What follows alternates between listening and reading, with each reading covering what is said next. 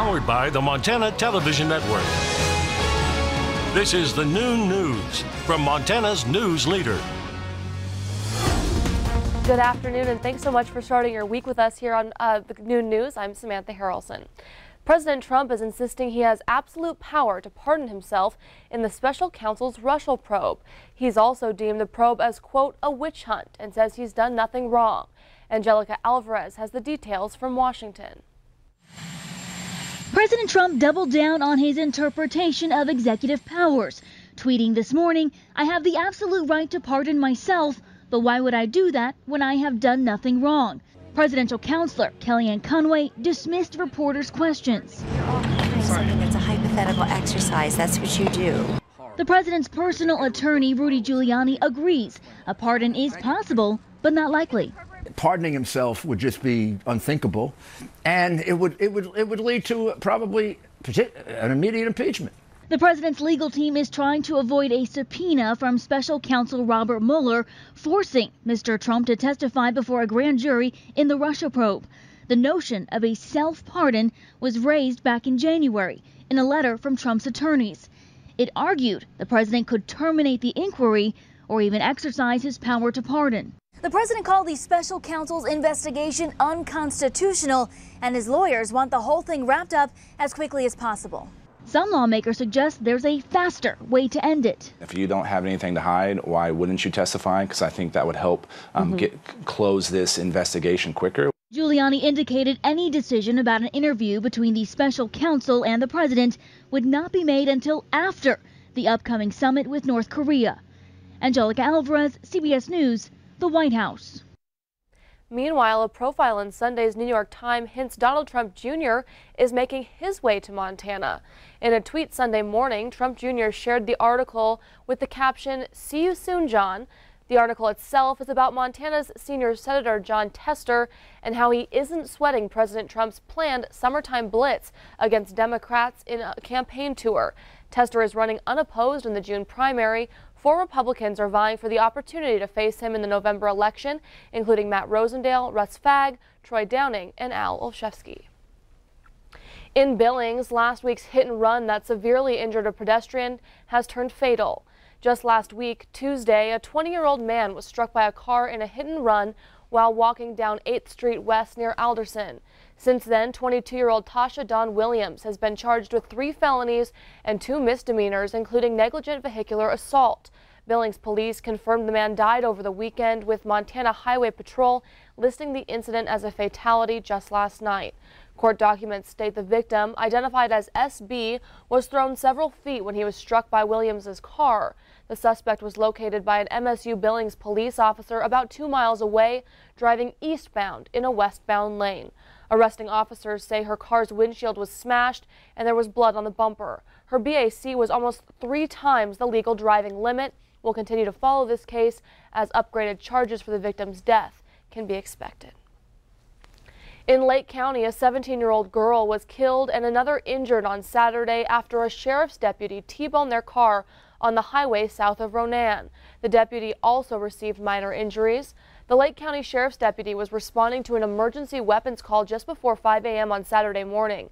The 2 civilians were driving a yellow Jeep Wrangler and were pulled over to the right side of the road, but at the last moment decided to do a U-turn right in front of the deputy. The deputy hit the Jeep at a high speed, and both occupants of the Jeep were thrown from the vehicle. MHP Trooper Jeremy Lee says the 2 were not wearing their seatbelts. The survivor was taken to the hospital and is in stable condition this morning. Now we go to Great Falls, where 6 people are hospitalized after a crash involving 2 cars and 4 motorcycles. It happened Sunday afternoon in Vaughan, south of the frontage road. A car was making a left-hand turn when a second vehicle came up behind and rear-ended the car.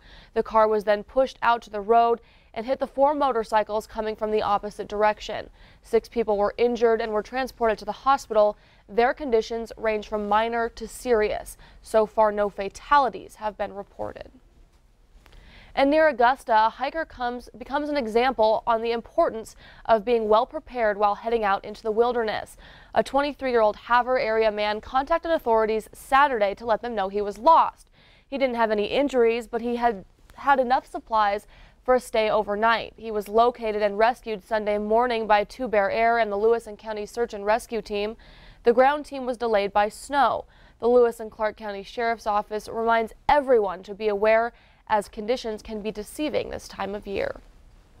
And speaking of those deceiving springtime conditions, we now turn things over to Ed in the Weather Center. Ed, what do you got for us? Well, you know, and that's exactly, it fits right in because the hiker was dealing with all the snow up there, and you can still see, especially in northwest Montana, well above the seasonal averages. 321% of the average snowfall still in the mountains for the Sun, Teton, and Marias rivers. But check out the Tongue River in northern Wyoming and southern Montana, only 2% of what we would normally see this time of the year. So there's a wide variation. Now, the warm temperatures over the next few days will continue a lot of that snow melt as the highs will stay above seasonal averages, especially warm today.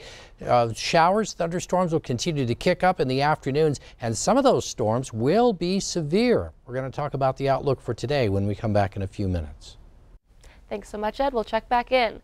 And for 27 years, the Helping Hands Poker Run has helped finance medical bills for children in need. Sunday in Billings, hundreds of bikers show up to the 27th annual Poker Run to support this year's child, Connor. Connor has retinal cancer, a cancer of the eye, making it difficult for him to see. His parents, Julie and Eric, have found a doctor in New York that can perform a different type of chemotherapy to hopefully increase Connor's chances of getting better. Sunday's participants in the Poker Run hope to get him there by raising money. President and General of Helping Hands, Billy Welk, says that the secret to 27 years of Poker Run success is to make sure that people are having fun. Yeah, and everybody loves it. There's a ton of people that come, even in cars, not just bikes. We try to set it up so everything goes smoothly, so everybody that goes enjoys the day, and everybody that, you know, that where they end up or where they start, like the red door, everybody like has a good time. So try to make it smooth and easy, so then everybody leaves and they're like, yes, let's do it again. And to stay in the know about the dates and times for next year's run, you can visit Helping Hands Poker Run on Facebook. Well, thanks for starting your week with us here on the Noon News. Coming up, it was an anti-discrimination versus religious freedom case after a Colorado baker refused to bake a wedding cake for a gay couple. Today, the Supreme Court hands down their decision. That's all coming up. But first, Ed has a look at the forecast as we begin the week. We are back in just a minute.